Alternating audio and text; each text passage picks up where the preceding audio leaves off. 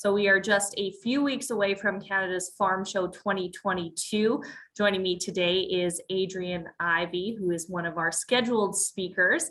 Adrienne is a rancher, blogger, as well as a very passionate agricultural advocate. Thanks so much for joining me.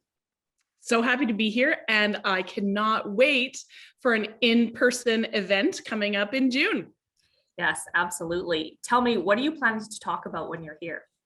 I am going to be speaking about sharing our farm stories with a greater consumer audience and really bridging the gap between our farms and the people who are preparing and eating the food that we grow as farmers. Why do you feel it's so important to talk about this?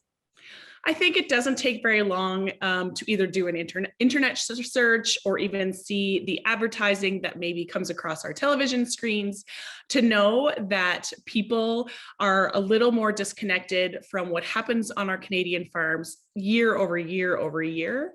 But I think also that with COVID and with a renewed interest in cooking at home and that touch, feel, taste aspect of food, people have more questions than ever before. So it's our job as farmers to be able to answer those questions and to capitalize on this moment in time to be able to, form those connections and, really be able to have a conversation about how we are raising and growing the food that people are eating.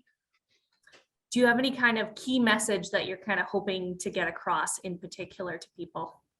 I think it's really important that we recognize this moment in time and take advantage of the questions that people are having about their food. And two, I think it's important that farmers realize, and I think that realization is out there, but that it's our job as farmers, that it's not only our job to produce and grow and raise the food, but also to talk about how that happens and what that looks like. Well, we are definitely looking forward to having you here. Thank you so much for joining me, Adrienne.